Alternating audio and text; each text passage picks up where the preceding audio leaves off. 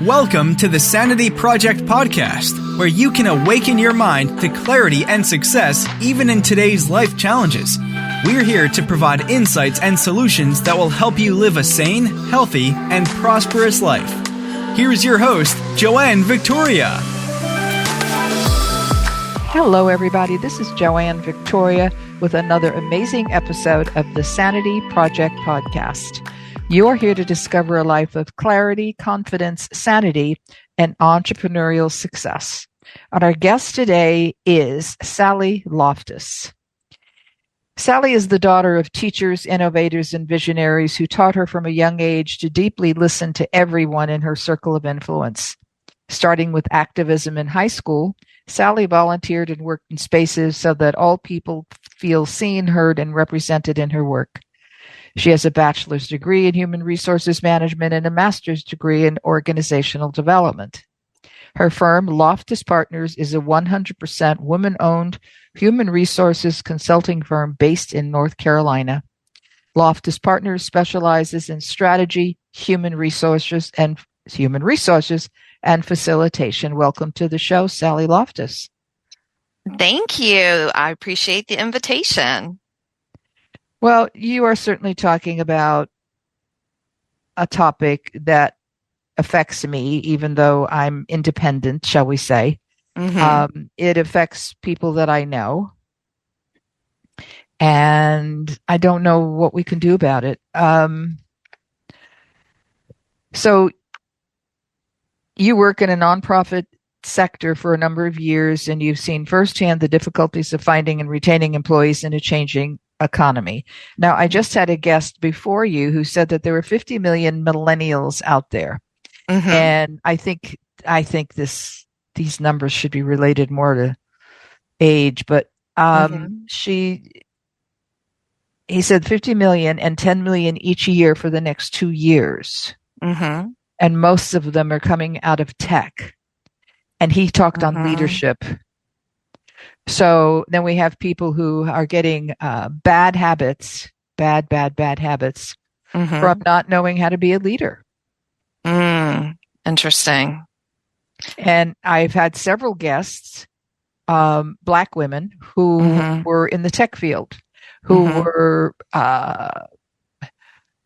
highly powered. You know, they created their own businesses as a result of that, but they were trying to make an impact in the tech field. Mm-hmm. And, you know, they were fighting for the dollar. Absolutely. I will say, I specialize in pay equity, and what I find is that pay equity goes across the board. It's not just nonprofits. And it's interesting to hear what you just said about, the millennials and, working in tech and thinking about how much the workplace has changed in the last few years with the COVID-19 pandemic. And people really had a reawakening and wanted to find more meaningful work. So there are more people looking for maybe jobs in the nonprofit sector or some kind of intermediary space where they can where they can find meaningful work and get paid well. Because one of the reasons tech is so popular is because, a lot of times they pay really well. That's true. But this guest was also saying that these people were from tech going into leadership. And of course, they don't know how to talk because people who are in tech don't talk. They could be management, but they could not be a leader. In my opinion, based on experience. All of this is based on my own experience. Anybody who's listening who's upset right now, forget it. I'm just telling you like it is for me. And, it's, this wage inequality is really weird. Well, I mean, it just kind of speaks to, I think also that a lot of times whenever people are trying to pull back on finances at a company, they pull back on investing in their staff. And so that could be, how much they pay people. It could be the benefits. It could be the professional development.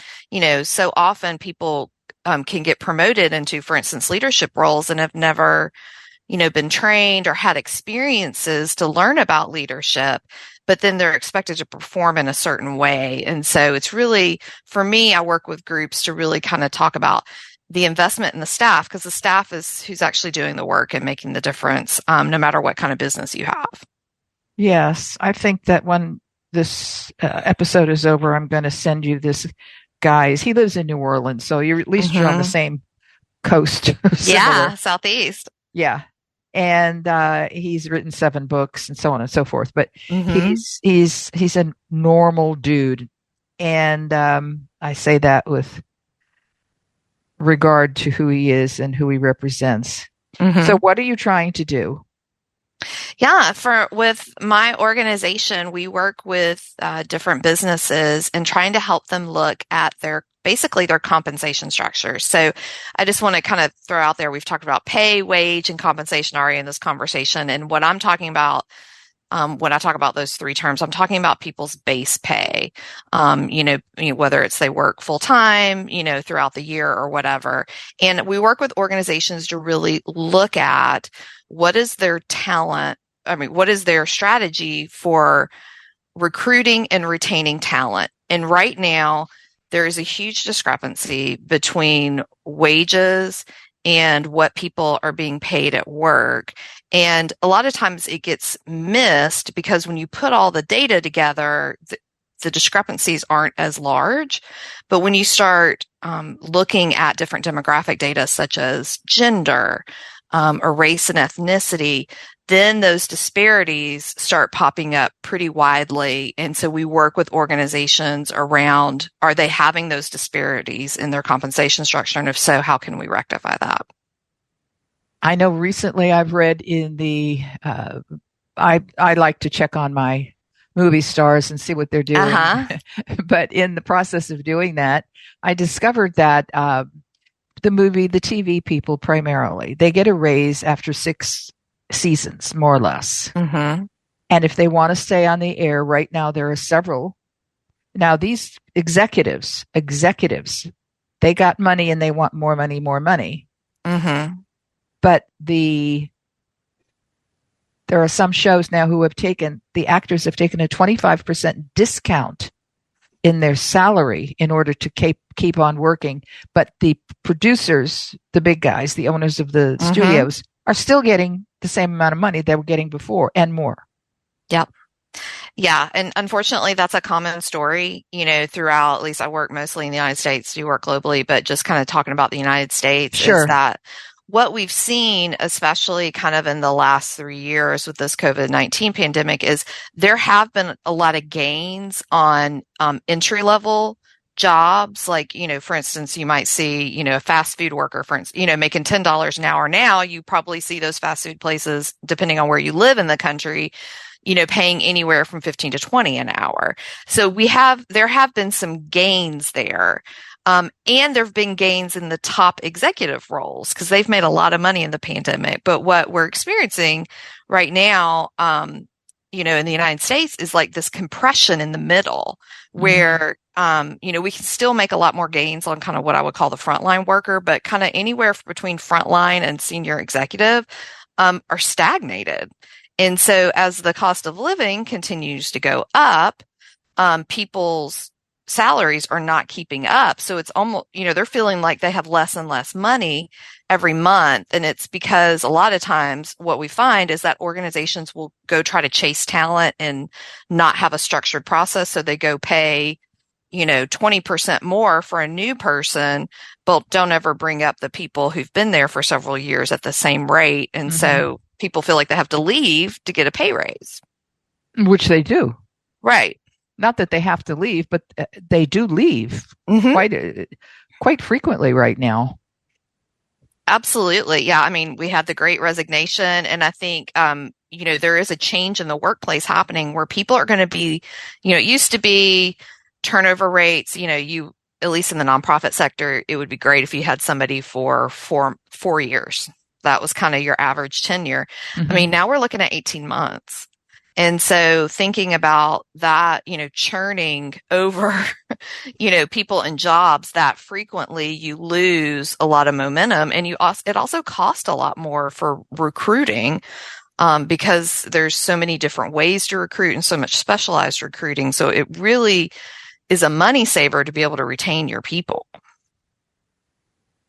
But it doesn't seem as though financially they're willing to do that. I agree. I think that a lot of times people will say, oh, we don't have money to do that, and they just never do anything. And so one thing is I do try to work with organizations to say, okay, maybe you can't increase your salary budget by, 20% or, whatever the number may be. But let's talk about a plan where you can increase it at least 2 or 3% a year and start doing the work, because if you don't ever start it, it's never going to happen.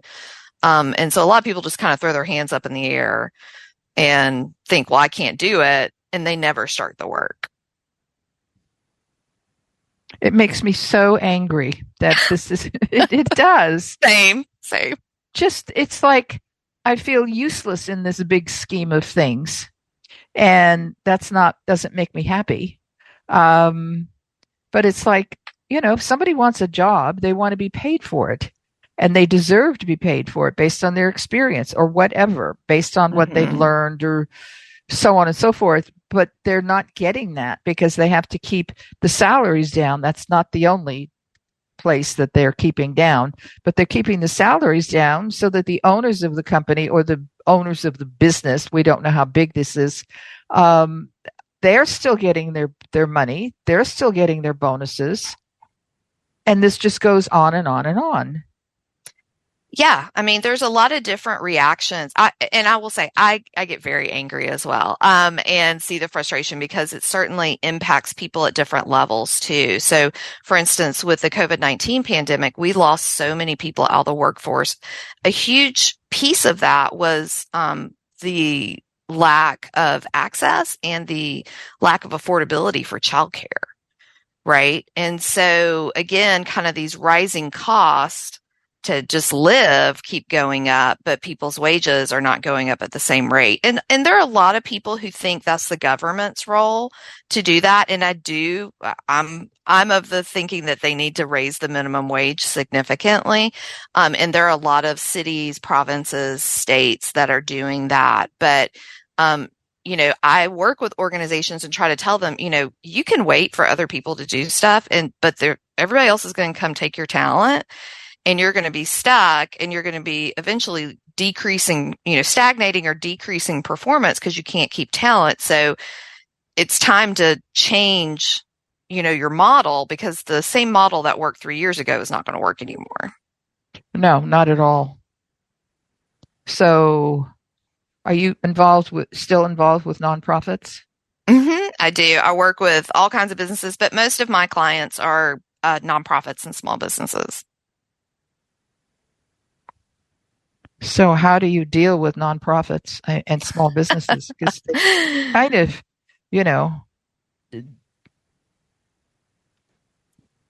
It's definitely different than like a large corporation. And, I have experience across all these kinds of businesses and also the corporate world. And, I used to work in the financial services industry, and your ability to change pay certainly was a little bit easier, whenever you were a revenue generating company, versus maybe like a nonprofit where you're reinvesting that money. And a lot of nonprofits receive funds from foundations and donors that have some strong opinions around how that money should be used, or maybe they give it year to year. And so a lot of these nonprofits, either can't get the funding they need over multiple years to go to just like general operating expenses. People may want to pay for like putting their name on a building or, this specific program.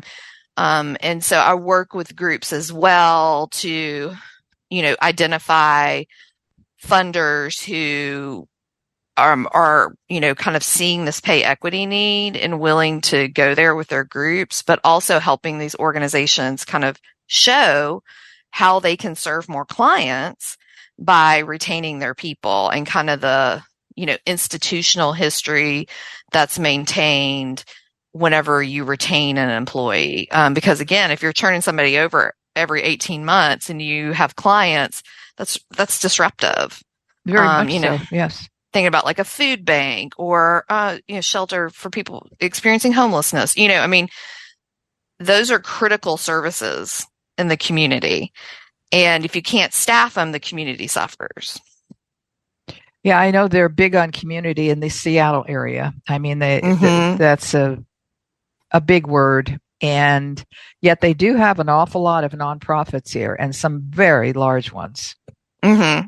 You know, it's amazing to me how people will, I don't know, is it a tax write-off when they donate to nonprofits?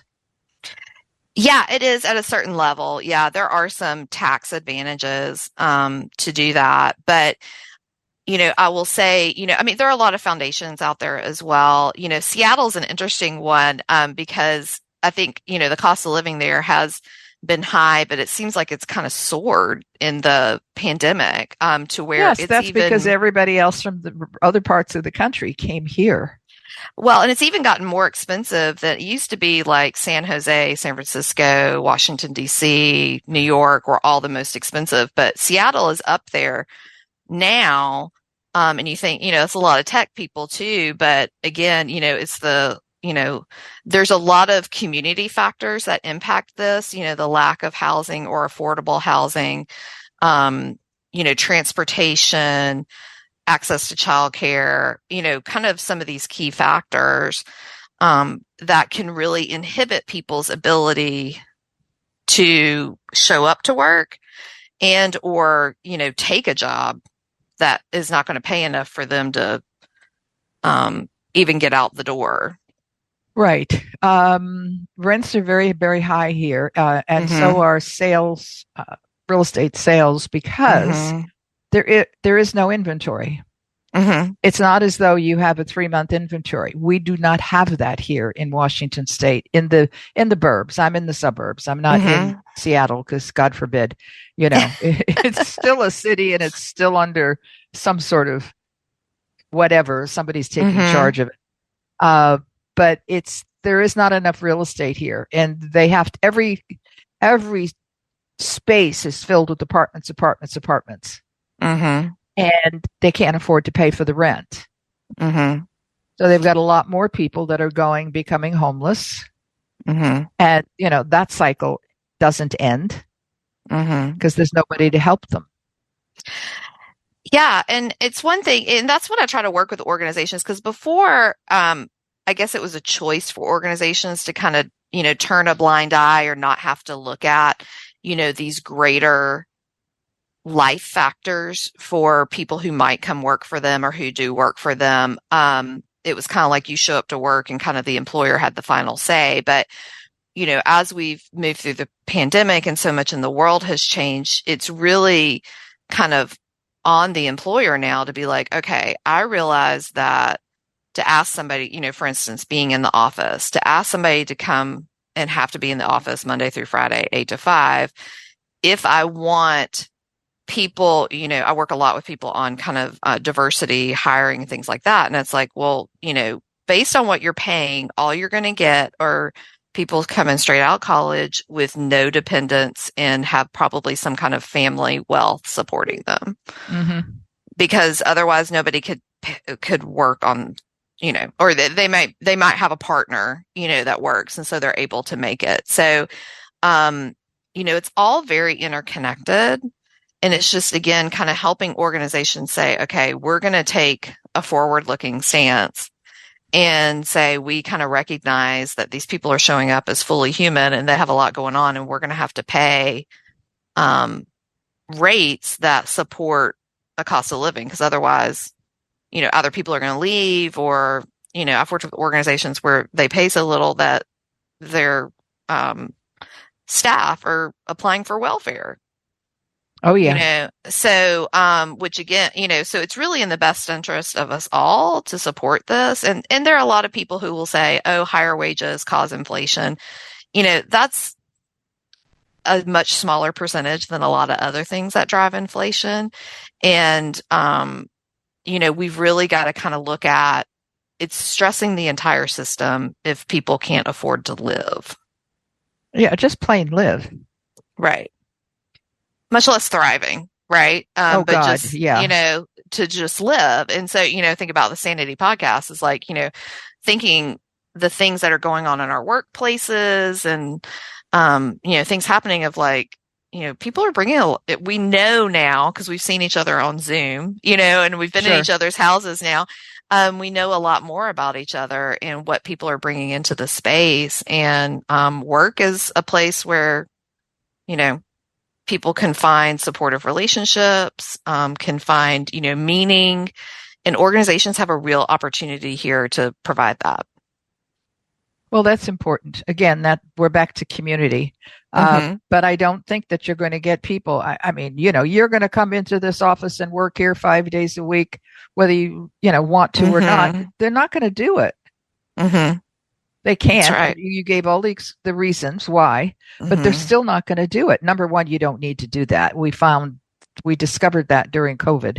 You don't need to be in the office. Maybe the higher ups need to be in the office. That's probably where I would put leaders and managers and, then meetings in between. But, it's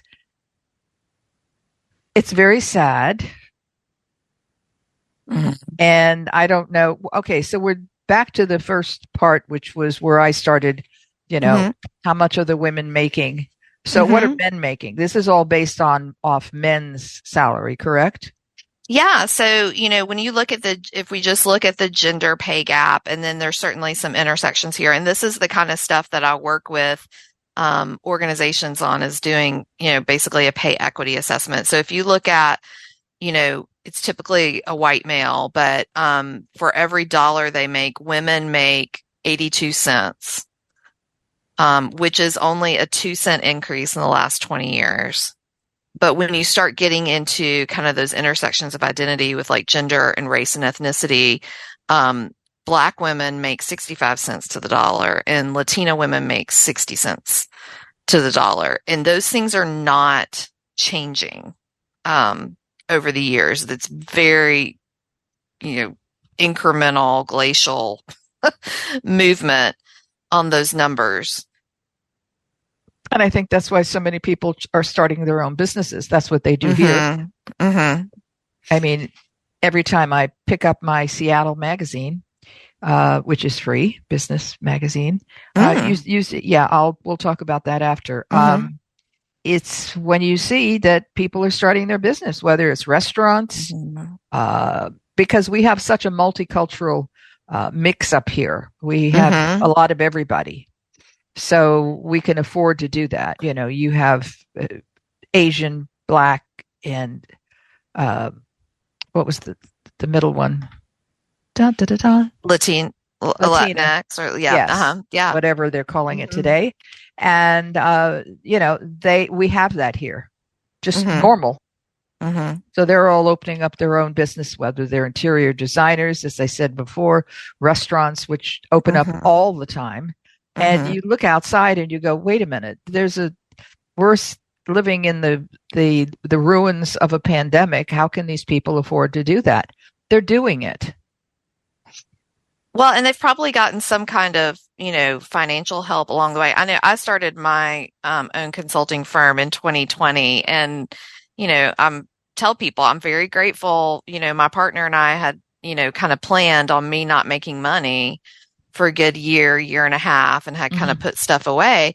But not everybody has that, and thankfully my business kind of took off, and, but not everybody can just jump from a job and go straight into, starting their own business. So I typically will tell people, like, if you're interested in starting your own business, try to do some of it on the side. And I would assume that some of these people have kind of had a side hustle, for a little while, and have figured out, okay, I've grown it enough to where I can make the jump.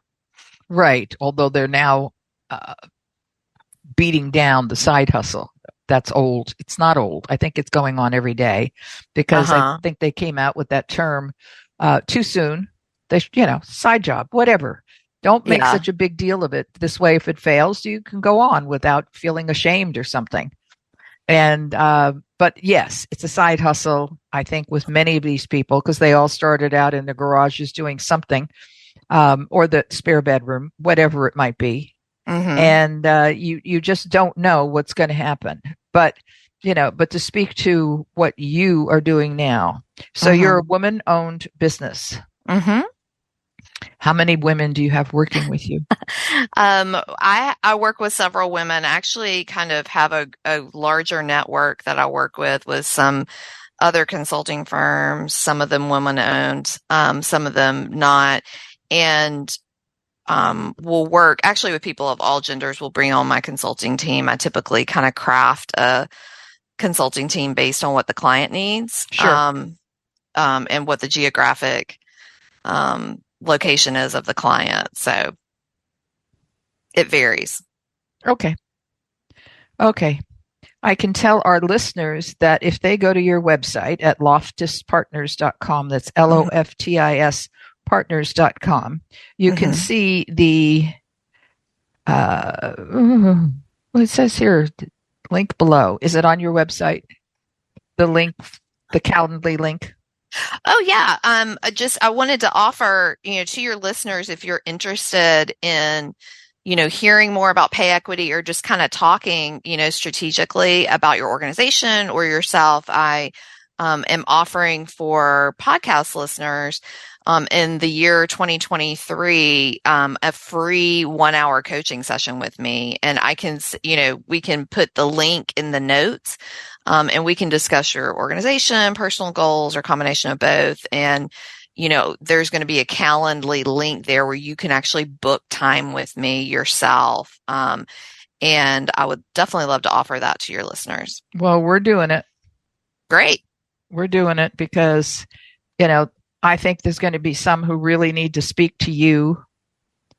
And it's really important that they get the correct information. Mm-hmm. So that is Loftis Partners Calendly link. Look for it. Find out how you can schedule a free 1-hour coaching session with Sally Loftis, and listen to what she has to say about your company, whether you are a nonprofit or a small business. Thank you. You're welcome. Well, this is an opportunity for people to speak to you because they probably don't even, we're on different coasts. So 9 times out of 10, we don't know the same people, maybe on LinkedIn or something here or there, but we don't know the same people. And this way they will be connected with you. And I get people from all over, including Ghana for some reason. I think they're sprouting down there, and they will need your help. Yeah, absolutely. And I'm happy to just kind of get on, like I said, I offer the free coaching sessions, even if it's just you kind of have a topic about human resources that you want to talk about, or whatever. I'm happy to kind of get on the phone with you and just kind of brainstorm ideas or kind of listen to your situation and reflect back what I'm hearing. Really, because, my goal in all this is to really help people build toward better workplaces. And if that's, 1 hour with me of a free session, then I'm happy to do that. So there you go, people. Book yourself a session on Calendly with Sally Loftis and have a conversation, period. We're not even going to determine what the conversation is about.